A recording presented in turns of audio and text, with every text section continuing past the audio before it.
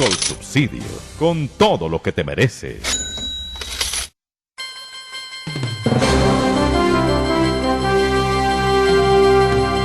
Doctor Álvaro Cámara, muy buenos días. Buenos días, doctor Fernando. Bueno, doctor Cámara, usted que como gran conocedor de los temas económicos es un gran expositor de ellos, ¿por qué no le cuenta a nuestros oyentes qué demonios es el Bitcoin y qué seguridad ofrece y qué problemas le plantea a la persona que quiere hacer inversiones en Bitcoin, que hay muchos que están en ese plan porque son movidos también muchas veces por mala información? ¿Pero qué nos cuenta usted? Pues, doctor Fernando, el Bitcoin es una criptomoneda, una moneda digital. También se le denomina un criptoactivo, que son estas alternativas que tal vez desde el año 2009 han venido cobrando relevancia en la discusión de los procesos de inversión y pago de la sociedad. Por allá en el 2009 nació esta moneda y valía centavos, y al cabo de un par de años, 2013 y 2014, eso ya valía cerca de $1,000 el tipo de cambio por un Bitcoin. Hoy día se negocia alrededor de $38,000 una unidad, lo cual pues muestra el crecimiento que ha habido alrededor del mismo, inclusive la evolución y la discusión que ha habido sobre esta moneda virtual o digital. El hecho de que sea una moneda virtual o digital básicamente está fundamentado en que su portabilidad depende de obtener o de tener lo que se denomina una billetera digital en la cual se puedan guardar este tipo de monedas que físicamente no existen. No es como los pesos, los dólares, que usted puede palpar, tocar los billetes o tocar las monedas, sino que en este caso pues obedece a códigos encriptados que permiten acreditar la propiedad de ella en sí misma. Sin embargo, doctor Fernando, cuando uno repasa las clases de economía básicas, pues recuerda que para que algo sea una moneda debe cumplir ciertas características, que el Bitcoin no las cumplía inicialmente y poco a poco las ha ido cumpliendo en la medida que el uso y la masificación del mismo pues ha llevado a que las personas y los bancos centrales, y más que los bancos centrales, y los reguladores bancarios de los países pues reconozcan que aquí hay una realidad que hay que saber administrar, porque pues sin duda alguna todavía genera muchas dudas. Y es que para que una moneda sea moneda, pues naturalmente tiene que ser un medio de cambio y de pago aceptado. Y hoy día el Bitcoin no cumple con esto necesariamente. Algunas empresas, algunos comercios, algunas importantes corporaciones, recientemente hemos visto pues a el dueño de Tesla hablando mucho de los Bitcoins y la necesidad o posibilidad de invertir allí, o en su defecto de poder recibir la moneda como cambio para vender sus autos. Pues todavía no es una moneda de alta circulación. Si usted tiene Bitcoin, pues no puede hacer mercado, y por ende pues la posibilidad de que sea una moneda en sí misma pues ya se limita. Que sea un depósito de valor, eso es relativo, porque naturalmente el Bitcoin es una moneda que no tiene ningún respaldo a título o a nivel de un banco central. En el caso de Colombia, pues los pesos colombianos son administrados y emitidos primariamente por parte del Banco Central, y si bien no existe hoy día un respaldo como en algún momento existió el patrón oro y toda esta cosa que asociaba el valor de una moneda a un respaldo específico, pues sí es cierto que hay una confianza fiduciaria en que el peso como tal va a valer lo que representan los billetes, que va a poder ser divisible y cambiable en esa medida, y que existe una autoridad monetaria detrás que tiene unas reservas internacionales y tiene un patrimonio que está básicamente permitiendo la existencia y la circulación de ese recurso. Lo mismo pasaría pues básicamente para la Reserva Federal de los Estados Unidos, o para el caso del Banco Central de Inglaterra, o en el caso de Europa, el Banco Central Europeo. En este caso no existe, es un anonimato total, doctor Fernando. Esa es la razón por la cual pues el Bitcoin todavía genera muchas dudas de ser posible fuente de estafa, o posible fuente de lavado de dinero, o posible fuente de avivatos que eventualmente aprovechan el canto de sirenas de grandes rendimientos para que las personas pongan recursos allí sobre la promesa de altos rendimientos, y eso hay que tenerle mucho cuidado. Y tampoco es una reserva, es un depósito de reserva, porque el Bitcoin no es reserva internacional ni es una moneda que se acepte por parte de los bancos centrales del mundo para poner sus recursos o reservar liquidez que en un momento dado pueda soportar la economía. Entonces, si usted se pone a mirar, realmente moneda en sí misma no lo es, y además representa una serie de riesgos virtuales que también hay que tener a la orden del día. Al tener una billetera virtual, doctor Fernando, pues es sujeto de que hayan hackeos, fraudes. Si se le pierde la billetera virtual, pues usted ha perdido todo el supuesto dinero que ha invertido allí, o en su defecto, si se le pierden las claves, pues habrá desaparecido su dinero virtual. Luego el Bitcoin sí, no hay que desconocer que ha venido tomando relevancia en discusión de cuál va a ser el futuro de ese tipo de criptomonedas o criptoactivos. Esto le está imponiendo grandes retos a las autoridades de supervisión bancaria a nivel de todo el mundo y va a imponer grandes retos, doctor Fernando, para todo lo que es el diseño de la política monetaria. Porque ustedes saben que la política monetaria es una de las formas que tienen las economías para desacelerarse o acelerarse en función de los objetivos de inflación, crecimiento y empleo que se tengan. Y el Bitcoin, como no tiene un banco central detrás, pues no permitiría en su momento hacer política monetaria. Muy seguramente los reguladores financieros van a tener que seguir viendo eso con lupa.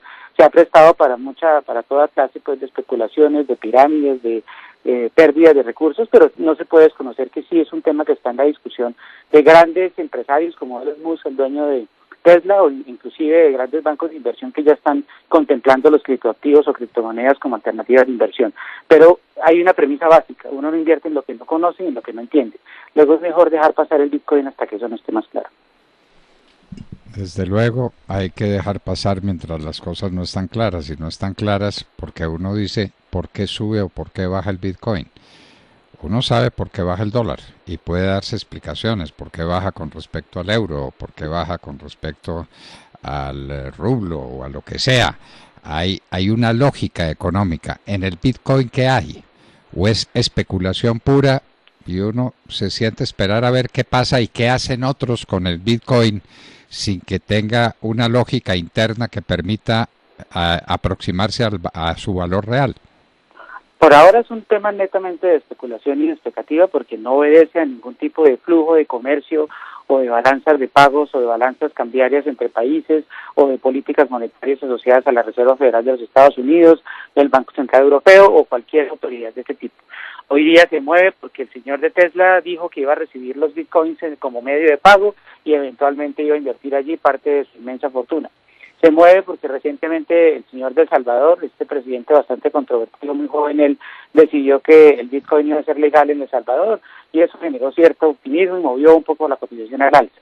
Se mueve porque la India aparentemente está en un proceso en el cual puede aceptar los Bitcoins o incorporarlos dentro de su sistema de pagos como una moneda legal y todo este tipo de cosas que usted no controla y que además es difícil analizar para entender cuál es la incidencia de lo que termina moviendo para arriba o para abajo la cotización del Bitcoin.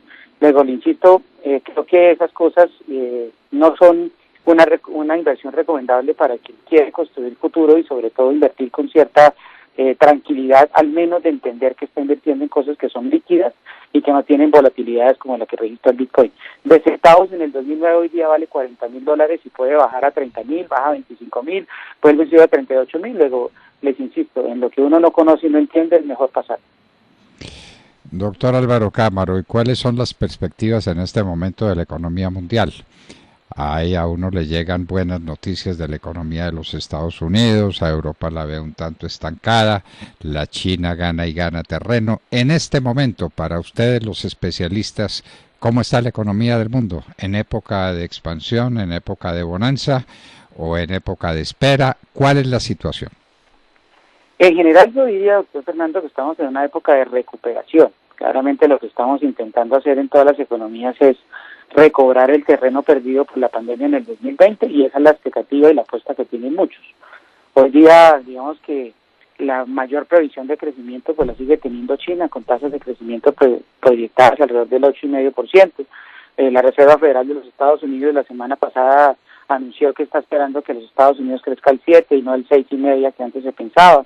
Y a nivel de los países emergentes, pues también estamos viendo una recuperación que se va a dar porque el efecto de base del año pasado pues es absolutamente bajo. Aquí el tema es qué tan pareja o qué tan uniforme va a ser la recuperación y adicionalmente a eso, qué tanta fortaleza va a tener para acelerar o para traer a discusión fenómenos de inflación que de hecho ya se están poniendo pues sobre la mesa. Entonces, en esas ideas creo que la economía va en un franco proceso de recuperación. Las cifras que vamos a tener pronto son las del segundo trimestre. Acordémonos que el segundo trimestre fue la debacle del 2020, fue cuando se cerró el mundo de la manera más drástica.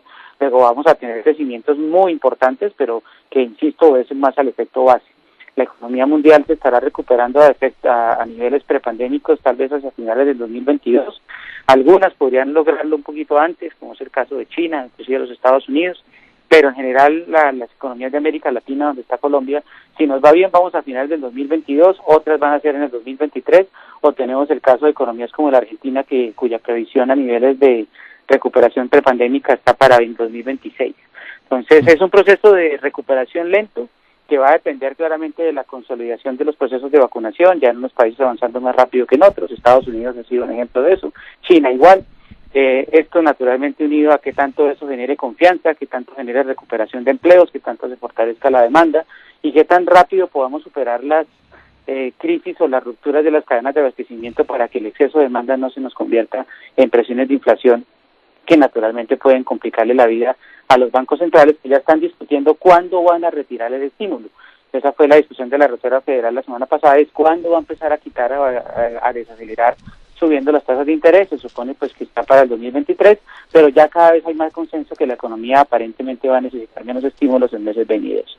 Luego el proceso es lento, se va a dar en medio de un incremento muy importante de la inflación, que eso va a generar un debate macroeconómico importante, con países altamente endeudados y quebrados por cuenta de la pandemia, donde la recuperación y el recaudo impositivo va a ser fundamental para poder pagar la deuda que nos dejó el COVID-19. Pues quedamos muy bien enterados, doctor Cámara. Muchísimas gracias por estas lecciones de economía que usted nos ha dado. Gracias a ustedes, doctor Fernando. Álvaro Cámara. Ya saben pues, estamos en plan de recuperación económica. El problema es saber con qué velocidad se produce. Y el problema es no dejarse engañar por las cifras que pueden ser apariencias. Es que Colombia crece al 7%. Pues ¿cuándo había crecido al 7%? Pero es con respecto a qué. Es con respecto al año pasado, que fue una catástrofe. ¿Cuándo volveremos a las cifras, a los valores económicos del año 2019? Esa es la gran pregunta. Estamos en etapa de recuperación y esta era una lección de economía que les damos a ustedes gracias a Colsubsidio.